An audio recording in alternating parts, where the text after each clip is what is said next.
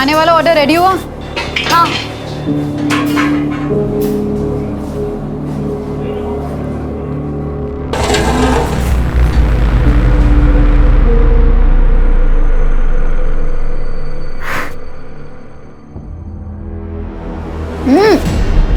तूने फिर अपनी अकल लगाई। ये क्या भर भर के दालचीनी डाल दी है इसमें? ठीक तो बना है, मैंने खुद भी टेस्ट किया है। तेरी जुबान को ना जायके का इल्म है ना बोलने का, और अगर सुनने की आदत नहीं है तो अपना बोरिया बिस्तर बांध और गांव चला जा। थोड़ा केवड़े का डालेंगे तो दालचीनी की हींग कम हो जाएगी। अच्छा, इतना ही पता था तो तू क्या कर रही थी यहाँ खड़े खड़े? कुछ काम के नहीं हो दोनों। और ये बिरयानी भेज के मैं मेरा नाम बर्बाद नहीं करने वाली, ताकि चौराहे पे बांट दो इसको। काम करो अपना।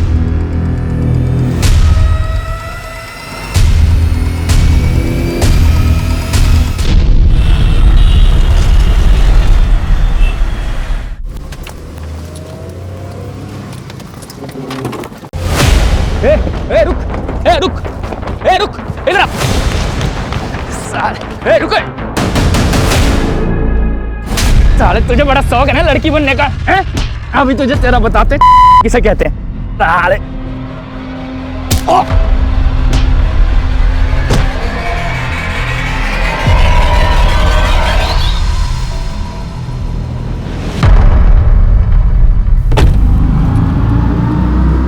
रुको, पकड़ो पकड़ो।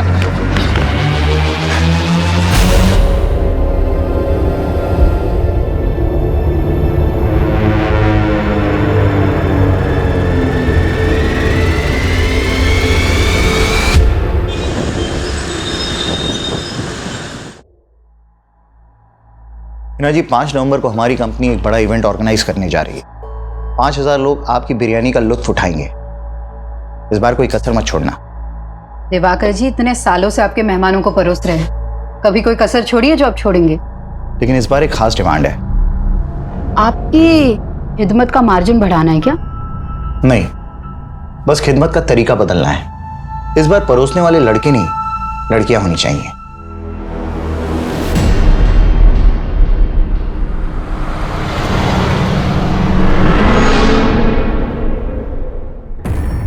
माफ कीजिएगा दिवाकर जी, मैं आपकी डिमांड पूरी नहीं कर सकती। ये मेरे उसूलों के खिलाफ है। हिना जी, अपनी पुरानी सोच का नकाब उतारिए। अब इसमें कोई बुराई नहीं है। मैं बखूबी जानती हूँ आप कितने शरीफ हैं, लेकिन मुझे ये बेहूदगी पसंद नहीं। उनको कभी कुछ पसंद नहीं आता इरफान, तंग आ गई हूँ मैं उनसे। 5 नवंबर को पुणे वाले इवेंट में हिना मैडम बिरयानी सप्लाई करने वाली है ना? हाँ, तो हम क्या करें, इसमें हमारा क्या भला होने वाला है? फिलहाल तो थोड़ा प्रेशर कम हो सकता है। मतलब ये कि 5 नवंबर को मैं तुम्हें एक स्पेशल तोहफा देने वाला हूँ। गम और खुशी भी तोहफे हैं जिंदगी के, सबको मिलते हैं। पर कुछ तोहफे ऐसे होते हैं जिन्हें अनरैप करने की हिम्मत नहीं होती हम में। लेकिन अब मैं ये हिम्मत करना चाहती हूँ। मैं वो नकाब अब उतार देना चाहती हूँ। दुनिया को दिखा देना चाहती हूँ कि मैं भी पत्थर नहीं हूँ।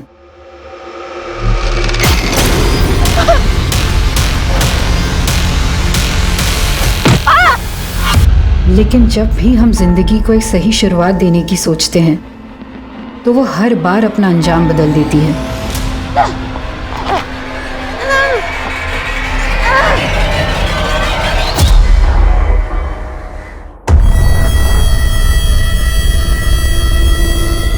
उस्मान, गेट खोल। उस्मान, एक मिनट बोल रहा। कौन है? कहाँ तेरा भाई? अरे उस्मान, कहाँ अंदर घुसे जा रहे हैं? अरे ए उस्मान, बाहर निकल। उस्मान नहीं है यहाँ पर। कहाँ तेरा हिजरा भाई? हैं? साला हमारी गाड़ी लेके भागा है, बोल दे लौटा दे, वरना जो उसके साथ नहीं कर पाए ना वो तेरे साथ करेंगे। आई समझ? साला हिजड़ा, चल।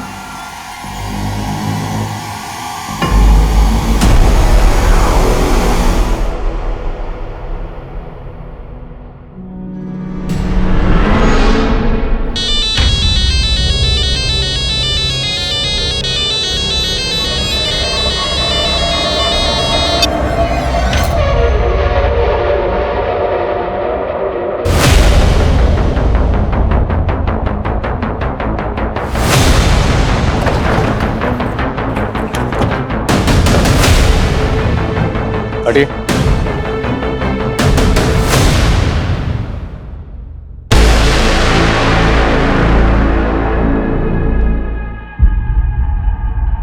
चलो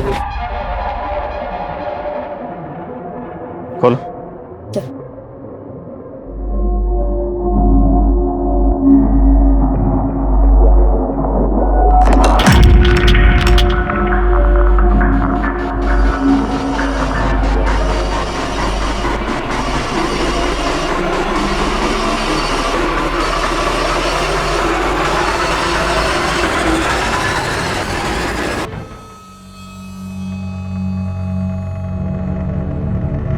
सर, इसके पास फोन पर्स आईडी कुछ भी नहीं है। बॉडी को जिस तरह यहाँ बोरी में डालकर डंप किया गया, कातिल ने इसकी शिनाख्त का कोई क्लू नहीं छोड़ा होगा।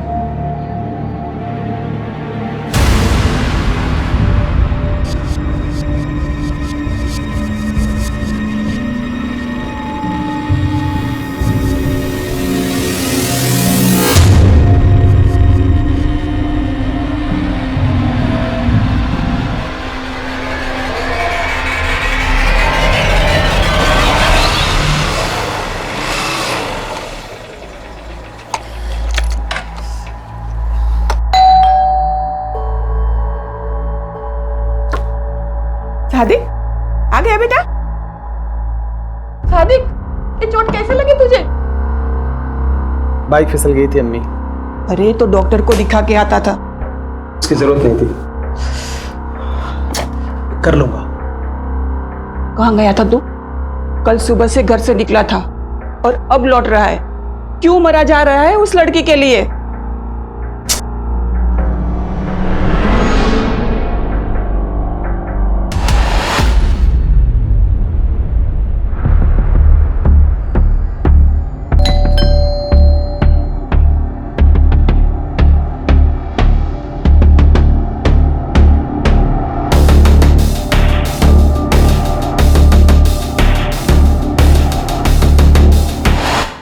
चाय लोगी या कॉफी? नहीं, मुझे कहीं और भी जाना है। लेकिन अगले 90 मिनट तक तो तुम सिर्फ मेरी हो। जी, कौन सा मसाज लेंगे? Deep tissue. तो चले शुरू करें।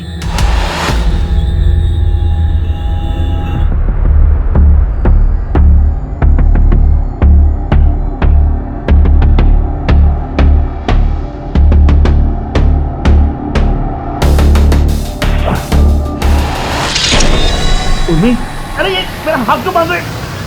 अरे मैंने ही बुलाया था तेरे को। जाओ।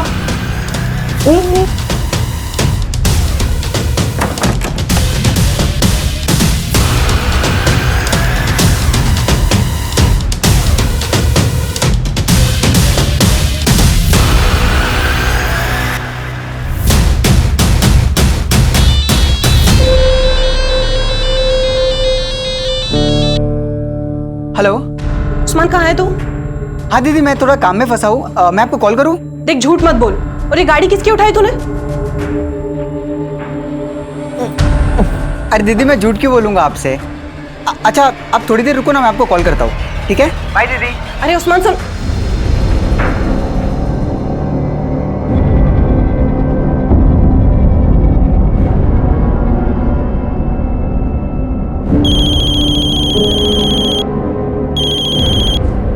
हेलो जी, रोशनी बोल रही हूँ। आप कौन? क्या लाश मिली है?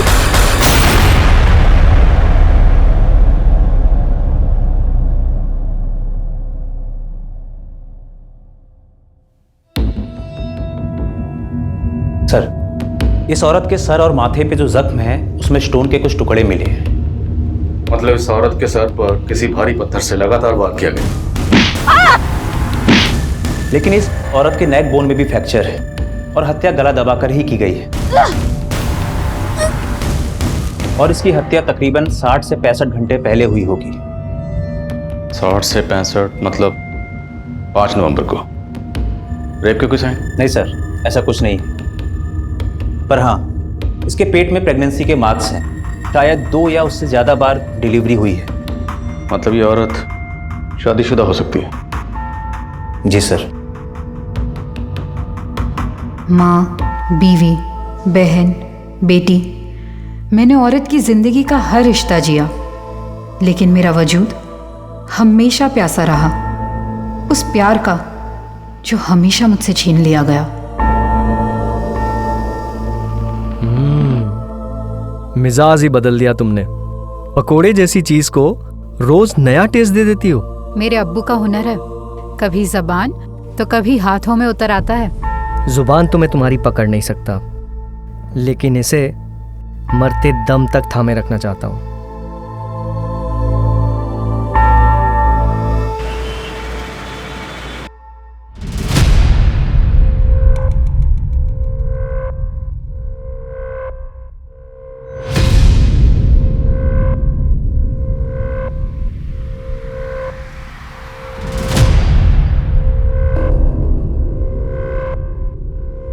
ये नहीं, जी वो नहीं।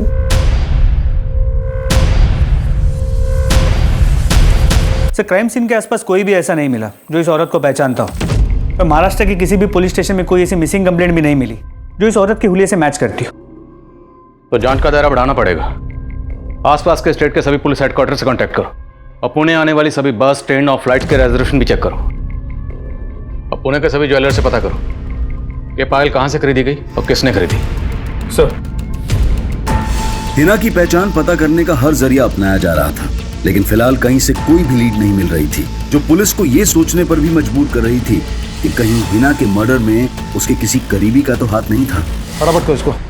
अरे कितना वक्त लगा रहे तुम लोग, फटाफट करो। दिखाओ, 1 बजे तक डिलीवरी करना है माल। फटाफट काटो बेटा, जल्दी से। और सुनो, हिना नहीं है तो ये मत समझना कि छूट मिल गई है, ढिलाई नहीं होगी कोई। फटाफट काम करो और जो कुछ होगा मेरे हिसाब से होगा यहाँ पे, समझ गए ना? फटाफट करो काम। आदाब, ये क्या बदतमीजी है? आदाब, आदाब, आदाब, दरवाजा खोलो। आदाब, दरवाजा खोलो। आदाब।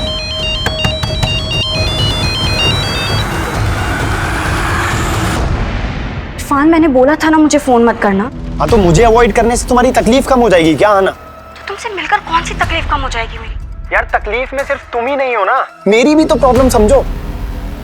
प्लीज एक बार मिल लो। ठीक है, बताती हूँ। किससे बातें कर रही थी? आप क्यों ताका झाकी करती हैं?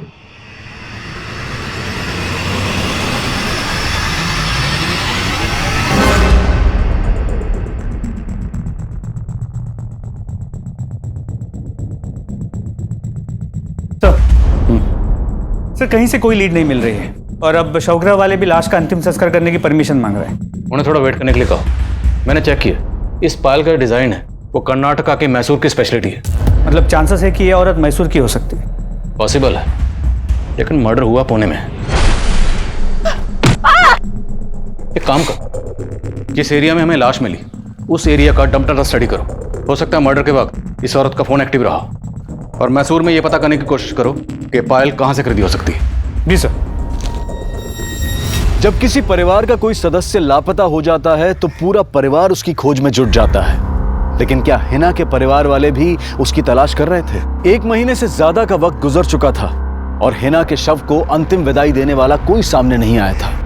वहीं पुणे से लगभग 2000 किलोमीटर दूर कोलकाता में रोशनी नाम की एक औरत ने अपने पति की गुमशुदगी की रिपोर्ट लिखवाई थी और उसे लगातार कई लाशों की शिनाख्त के लिए बुलाया जा रहा था। 4 राज्यों तक फैले इस केस में ऐसे कई चेहरे थे जो इस केस को और भी रहस्यमयी बनाने वाले थे, लेकिन फिलहाल पुणे पुलिस कर्नाटका के मैसूर शहर में इस केस की कड़ियां ढूंढ रही थी। लेकिन किसी भी सुनार से यह पता नहीं चल पा रहा था कि वो पायल कहां से बेची गई होगी। वहीं पुणे में क्राइम सीन के एरिया का डंप डेटा भी निकाला जा रहा था। वहीं पुणे से लेकर मैसूर तक के लोकल अखबारों में हिना की तस्वीरें छपवाई गईं और जगह जगह उसके पोस्टर चिपका दिए गए थे, और जल्द ही एक ऐसा आदमी सामने आया जो हिना को जानता था।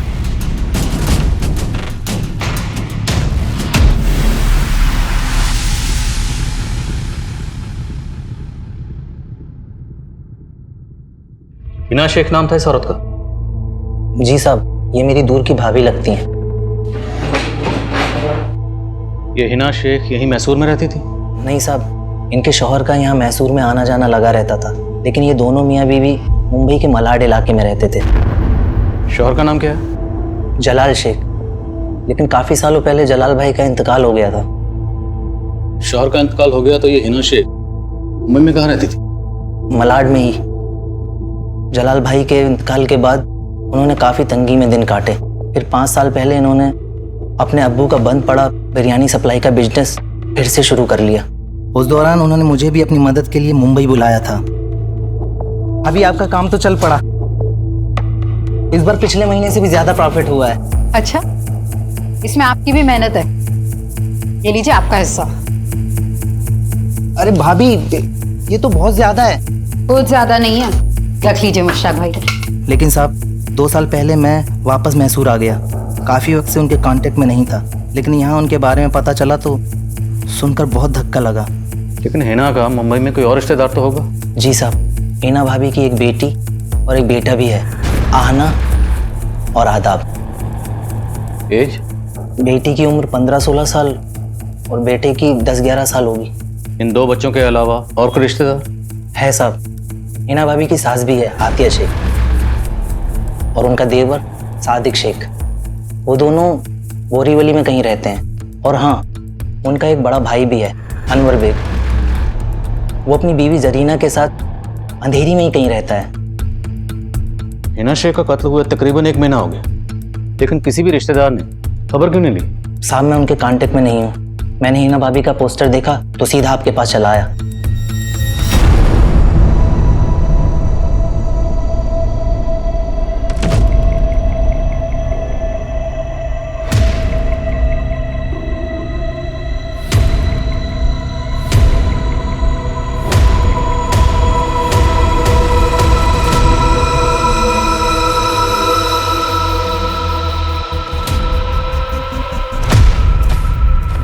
आपको गलतफहमी हो रही है सर।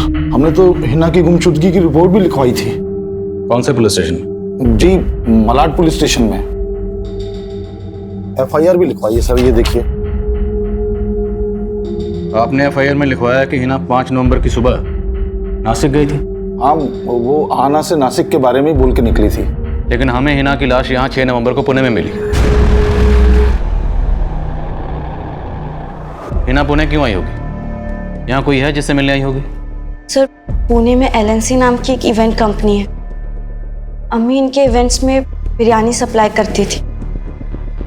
5 नवंबर का भी ऑर्डर था, पर घर से निकलते वक्त अम्मी बोली कि वो नासिक जा रही है। आदा, बेटा मुझे काम से नासिक जाना, आने में देर हो जाएगी। दोनों भाई बहन लड़ना मत। पर अम्मी, आज तो 5 नवंबर है ना। पूना के इवेंट में बिरयानी का ऑर्डर था और अब नासिक जा रहे हो। तो मेरी काम की बातों पर गौर करना बंद कर दे और अपनी पढ़ाई पे ध्यान दे। शरारत नहीं।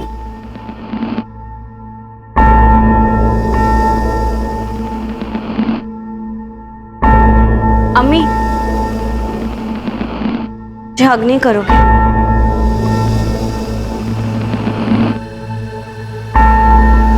चलती हूँ, दोनों लड़ाई मत करना।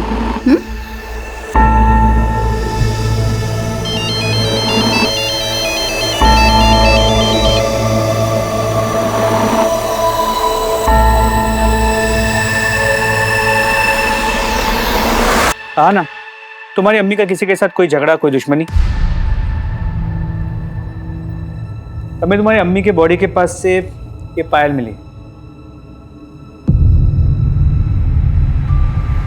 हाँ सर, ये पायल अम्मी की है। वो हमेशा इसे पहने रहती थी। उन्हें गिफ्ट किया था उन्हें।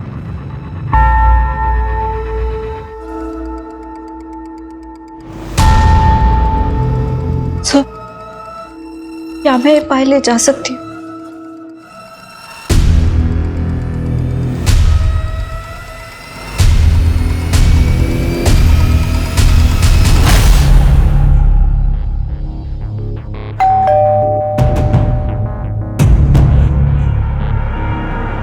अब क्यों आया? जा, मुझे बहुत काम है ना, बहुत काम मिल गया, क्या काम कर। अरे दीदी नाराज क्यों होते हो? आपके सिवाय कुछ है क्या मेरा? अच्छा चल मक्खन मत लगा, आजा अंदर। अच्छा दीदी, रफीक भाई कहाँ है? क्या हुआ दीदी, सब ठीक तो है ना? अब तू ये सब छोड़ ना, चल तू बैठ, मैं तेरे लिए अभी चाय पानी लेकर आती हूँ, ठीक है?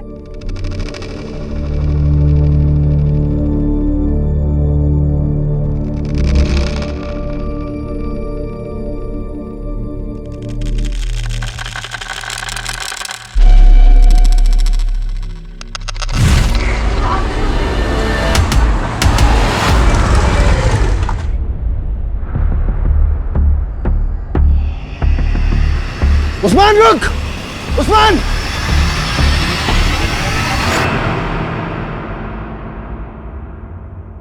चल चाय पी।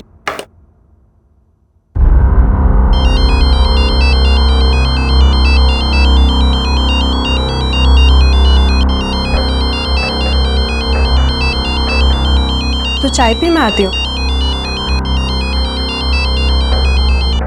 हेलो, हाँ जी बोलिए। बंका? जी नहीं, मैं किसी बंका को नहीं जानती इंस्पेक्टर साहब।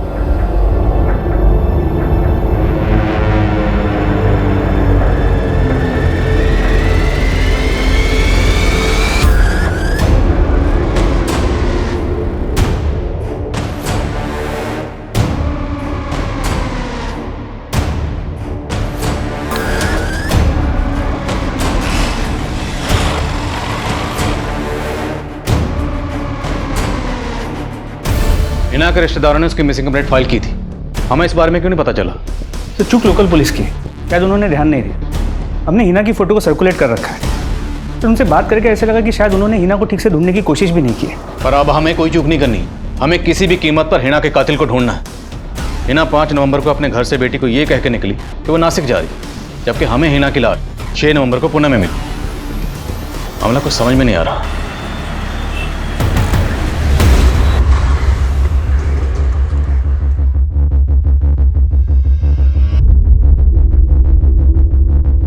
हाँ सर, हमने हिना को 5 नवंबर के इवेंट का ऑर्डर दिया था, लेकिन वो हमारे टर्म्स के मुताबिक काम करने के लिए तैयार नहीं थी, इसलिए हमने ऑर्डर कैंसिल कर दिया।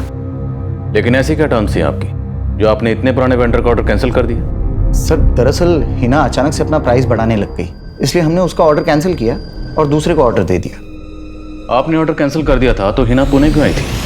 सर वो मैं कैसे बता सकता हूँ। गिनवा के रखो उसको पूरा और भर के रखना इसको ना, संभाल के, ठीक है? ना बेटा, मैंने बोला था ना सब संभाल लूंगा मैं। अब तुम घर जाओ, बिल्कुल फिक्र मत करो, अपना और आदाब का ख्याल रखना। अच्छा, एक और जरूरी बात थी, ये कंपनी का जो अकाउंट है उसका नेट बैंकिंग का पासवर्ड क्या है? तो वेंडर लोग के फोन आ रहे हैं बार बार पेमेंट के लिए।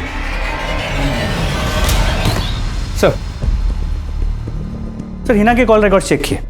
5 नवंबर की सुबह उसने 2 बार दिवाकर को फ़ोन किया था और उसके बाद उसका फ़ोन मुंबई से पुणे की तरफ ट्रैवल हुआ और 5 नवंबर के शाम 5 बजे उसका फ़ोन पुणे में स्विच ऑफ हुआ। यानी उसी दौरान जब उसका कत्ल हुआ। सर मैंने इस दिवाकर की फील्डिंग लगा दी।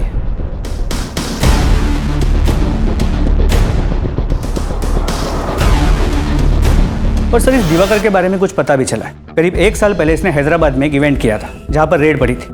वहां पर अश्लील डांस हो रहा था। इस दिवाकर पर गर्ल्स ट्रैफिकिंग का आरोप भी लगा था, लेकिन बाद में उसे उस केस में क्लीन चिट मिल गई थी। पर हम इस दिवाकर को क्लीन चिट नहीं दे रहे। हिना की बेटी का कहना है कि हिना घर से ये कह के निकली कि वो नासिक जा रही है, जबकि हिना का फोन नासिक नहीं बल्कि पुणे की तरफ ट्रैवल कर रहा था। मामला क्या है? एक लड़का है इरफान, हिना के यहाँ पर शेफ का काम करता था। हिना के मर्डर के 3 दिन पहले हिना ने उसे काम से निकाल दिया और ये इरफान हिना की बेटी अहाना के साथ फ़ोन पे रेगुलर टच में है। सर, जिस जगह हिना का मर्डर हुआ था हमने उस एरिया का डम डेटा स्टडी किया और सर उस डम डेटा के अकॉर्डिंग हिना के 2 नंबर शो हो रहे थे और अहाना ने हमें उसका एक ही नंबर दिया है। 2 नंबर? सर हमने इस नंबर के कॉल रिकॉर्ड्स निकाले हैं। हिना के इस दूसरे नंबर के कॉल रिकॉर्ड्स लिख लो। और वो शेफ क्या नाम बताया? इरफान। बुलाओ सर। सर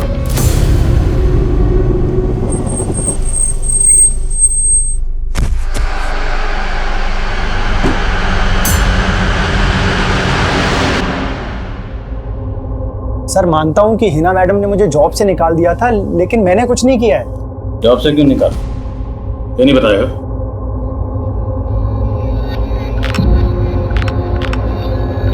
कैसी लग रही हूँ? बहुत खूबसूरत लग रही हो। पर अम्मी के रहते ना ऐसे कपड़े नहीं पहन सकती मैं। लेकिन फिलहाल मेरे लिए तो पहन सकती हो ना। वैसे लगता है अम्मी।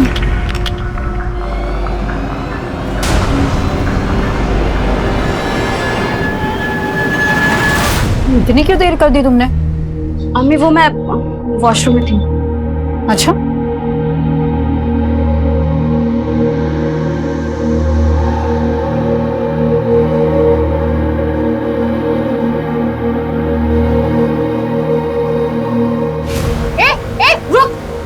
इरफान,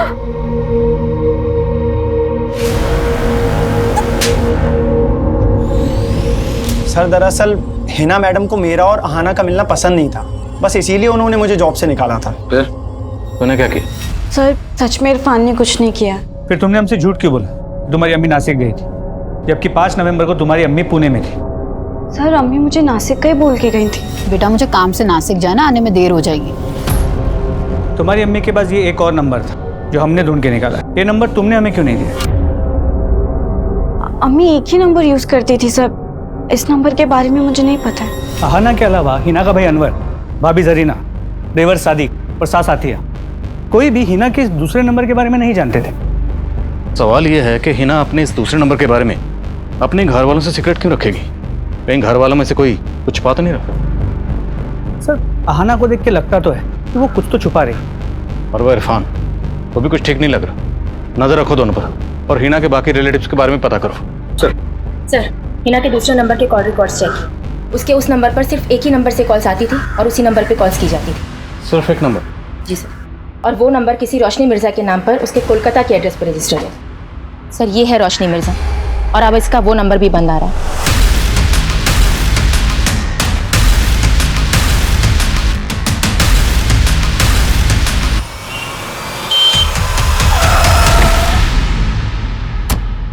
सर आप जिस रोशनी मिर्ज़ा से मिलने आए हैं उसने करीब 1 महीना पहले 3 नवंबर को अपने पति रफीक मिर्ज़ा की मिसिंग रिपोर्ट फाइल की थी, और कुछ दिन पहले हमें रफीक की लाश मिली थी।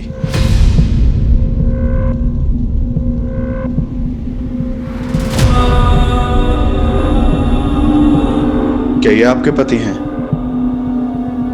3 नवंबर को रोशनी के शौहर का यहाँ कलकत्ता में मर्डर हुआ, और 5 नवंबर को हिना का पुणे में। वो हिना जिसे रोशनी लगातार कॉल कर रही थी, और 5 नवंबर को ही रोशनी का नंबर पुणे में बंद हुआ। लेकिन सर आपका फ़ोन आते ही मैंने कंफर्म किया, उस दौरान रोशनी यही कोलकाता में ही थी। इनफैक्ट 5 नवंबर को मैं रोशनी से पूछताछ के लिए मिला भी था। तो फिर रोशनी का वो नंबर पुणे में कैसे एक्टिव था? रोशनी मिर्ज़ा नाम है इस औरत का। क्या आप में से किसी ने कभी भी इसे हिना के साथ देखा है? नहीं सर। हाँ सर, हम लोगों ने भी कभी इस औरत को नहीं देखा। मैं किसी रोशनी को नहीं जानती। और आप? नहीं सर।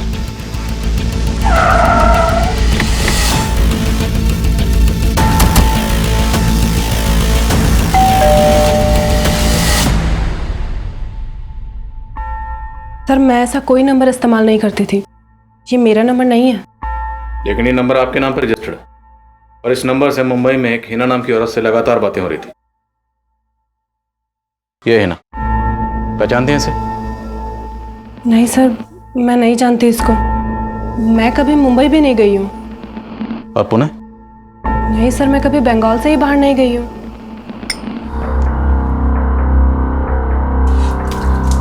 क्यों उस औरत के गम में अपनी जिंदगी बर्बाद कर रहा है, और साथ में मेरी भी?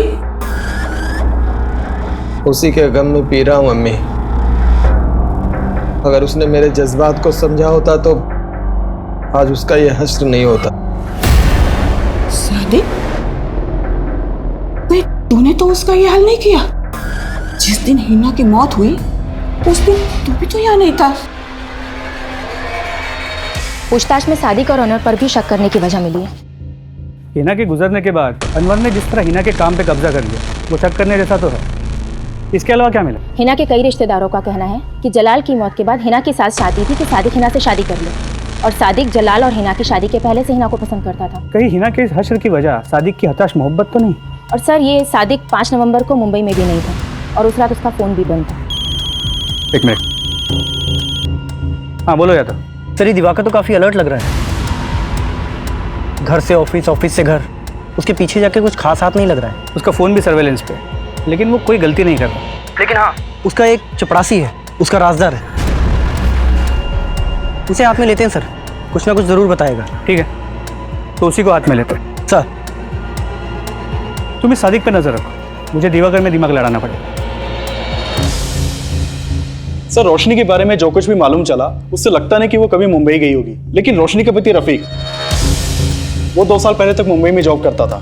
तो हो सकता है रफीक रोशनी का नंबर इस्तेमाल कर रहा है। लेकिन सर रफीक का मर्डर तो 3 नवंबर को हो गया था। रफीक के मर्डर में किसका हाथ लगता है? सर हमें इस बंका नाम के आदमी के ऊपर शक है। साले मेरा 1 लाख नहीं दिया ना, जान लगेगा, समझा? समझ जा, लाश मारेंगे। सर रोशनी ने हमें इस झगड़े के बारे में बताया था।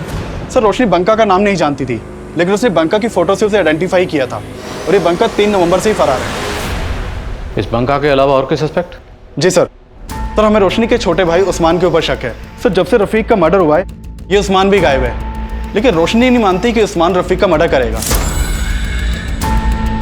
तो फिर ये उस्मान गायब क्यों है? सर फिलहाल तो इसका कोई लीड नहीं मिला है, लेकिन हम उस्मान की तलाश कर रहे हैं। कहीं ऐसा तो नहीं है उस्मान ही अपनी बहन का दूसरा नंबर इस्तेमाल कर रहा था और रोशनी झूठ बोलकर इसे बचा रही है?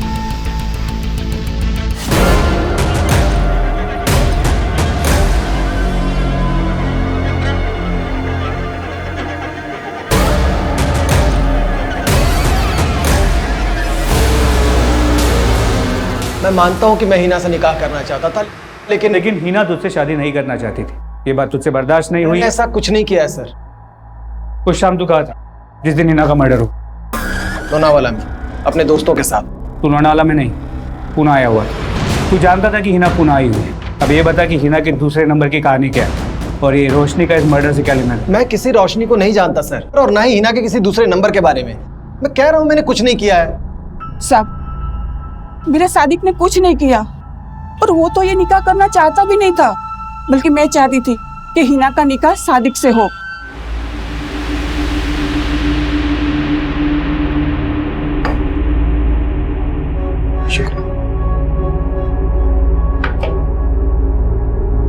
देख बेटा, जलाल के जाने का गम कभी नहीं भरेगा, पर मैं तुझे और तेरे बच्चे को ऐसे मायूस नहीं देख सकती। और मेरे कहने पर सादिक तुझे अपनाने को तैयार है, निकाह कर ले इससे। ये आप क्या कह रही हैं अम्मी? सादिक मेरे भाई जैसा है। साहब मैं मानती हूँ सादिक थोड़ा गुस्से वाला है, पर हिना को नुकसान कभी नहीं पहुंचा सकता वो।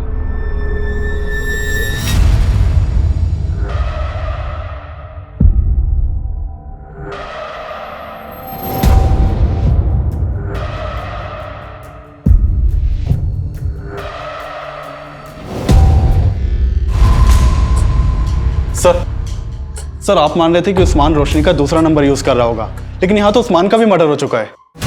उस्मान का मर्डर? जी सर 6 दिन पहले करीमगंज पुलिस को हाईवे के पास उस्मान की लाश मिली थी। ये देखिए।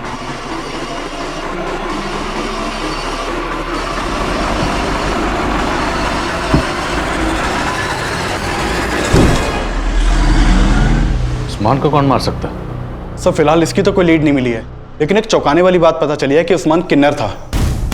किन्नर? जी सर, किन्नर के भेष में लुटेरा। ये देखिए सर, जिन लोगों को लूटता था उनके सामने औरत बन के जाता था।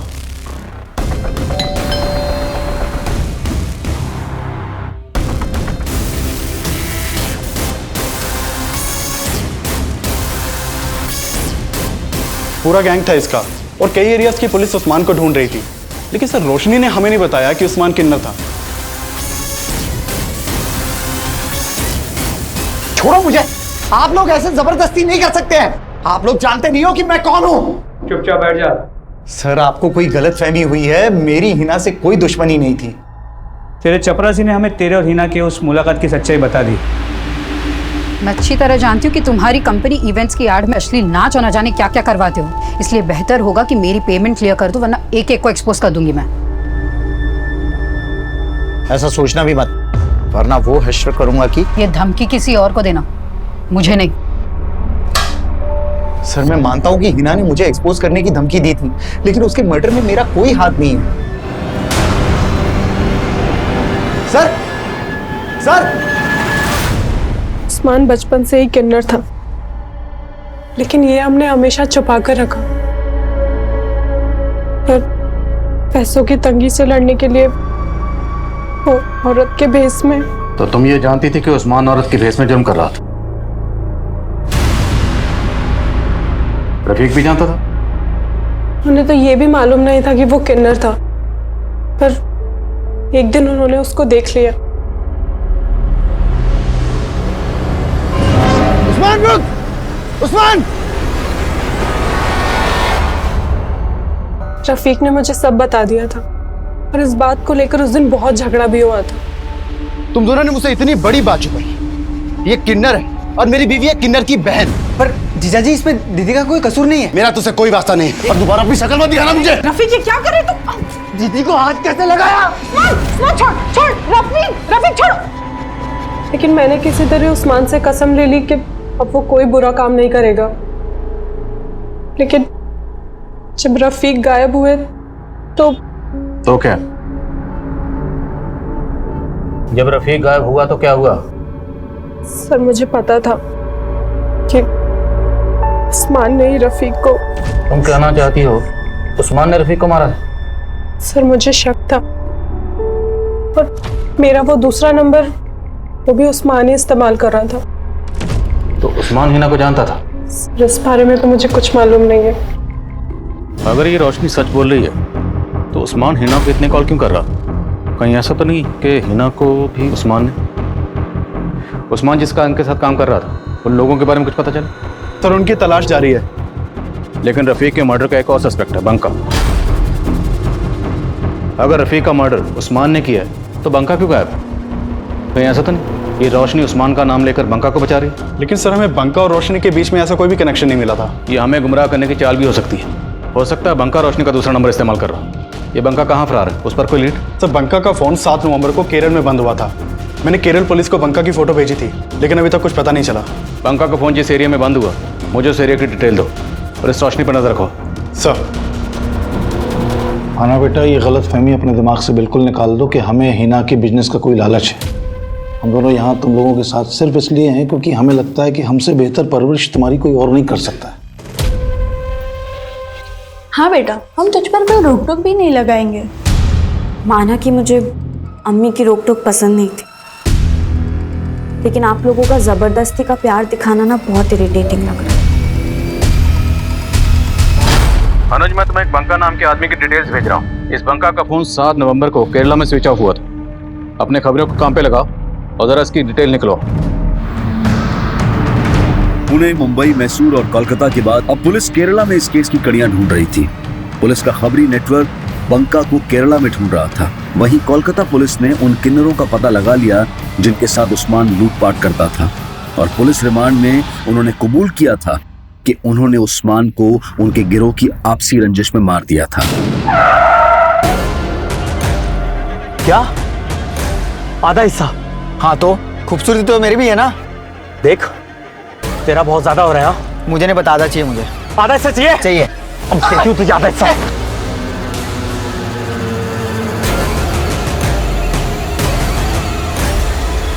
लेकिन क्या उस्मान ने रफीक और हिना को मारा होगा? इन सवालों के जवाब इस केस में एक और घुमाव लाने वाले थे। सर खबरियों ने बंका की इंफॉर्मेशन निकाल ली है, वो दुबई भाग गया है। दुबई भाग गया? जी सर, यहाँ केरला में बंका जहाँ ठहरा हुआ था उस जगह का पता चल गया है। वहाँ फिलहाल कोई अहमद पाशा नाम का आदमी रहता है, हो सकता है उससे हमें कोई बंका की इंफॉर्मेशन मिल जाए।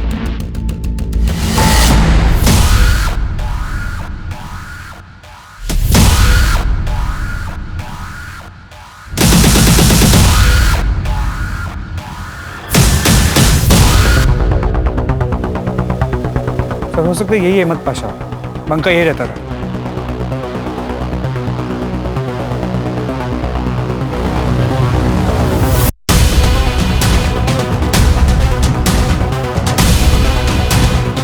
रफीक,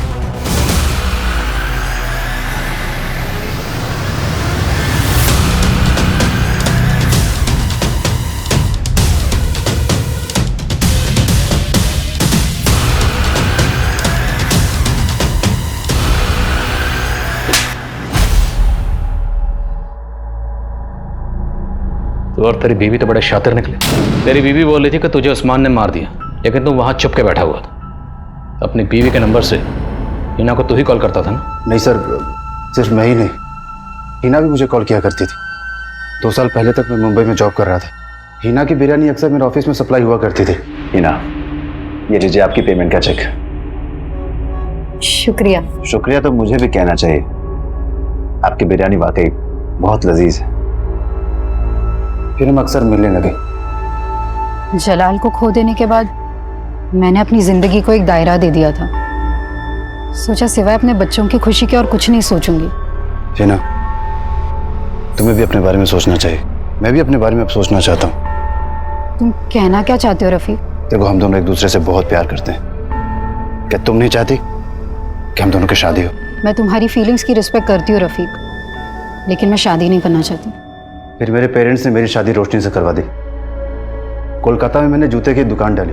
सोचा काम में डूबा रहूंगा तो हिना को भुला दूंगा। सर, मेरा बिजनेस नहीं चला। एक दिन काम के सिलसिले में मुंबई गया तो न चाहते हुए मैं हिना को कॉल कर बैठा। रफीक, मैंने भी तुम्हें भूलने की बहुत कोशिश की, पर नहीं हो सका। मैं अब तुम्हें मेरी जिंदगी से दूर जाने नहीं दे सकती। हम दोनों पर अजीब सा पागलपन सवार हो गया था। हम दोनों और ज्यादा मिलने लगे। इतना ही नहीं, वो मेरी पैसों से भी मदद करने लगी, लेकिन मेरी बीवी का नाम सुनते ही वो बौखला जाती थी। तुम मुझसे प्यार करते हो या अपनी बीवी से? बीवी तो मैं तुम्हें बनाना चाहता था, लेकिन तुमने मेरा प्यार कहाँ समझा? रफीक, मैं मानती हूँ कि मेरी गलती थी, लेकिन अब मैं तुम्हें खोना नहीं चाहती। तुम अपनी बीवी को छोड़ दो। अच्छा, तुम छोड़ सकती हो अपने बच्चों को मेरे लिए?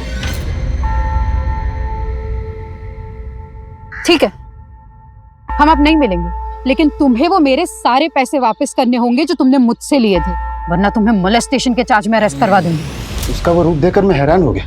मैं भी उससे छुटकारा पाने का एक रास्ता निकाल लिया। तुमने इस सब के बारे में अपनी बीवी को बताया और तेरे इस प्लान में तेरी बीवी भी शामिल हो गई। सर, रफीक तो मुझे किन्नर की बहन बोलकर हमेशा छोड़ने के ताने देते थे, लेकिन फिर अपने और हिना के रिश्ते की सच्चाई बताकर भी मेरा साथ हमेशा देने का वादा भी किया। सर, रोशनी साथ हो गई तो मैंने हिना को कॉल करके झूठ का बोला कि रोशनी मेरा साथ छोड़ने के लिए तैयार। इसके बदले उसे 5 लाख रुपए चाहिए। हिना मान गई और मैंने बंका को भी साथ में ले लिया। और बंका भी तैयार हो गए? सर, मुझे बंका का उधार देना था और उसे उन पैसों से दुबई जाना था, तो मैंने बंका पर प्रेशर डाला कि तू मेरा साथ दे। हिना 5 नवंबर को 5 लाख रुपए लेकर मुझसे मिलने पुणे आ गई। ये लो।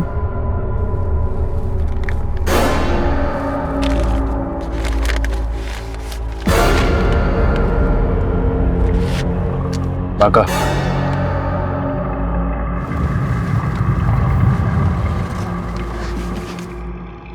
गाड़ी क्यों रुकवाई तुमने?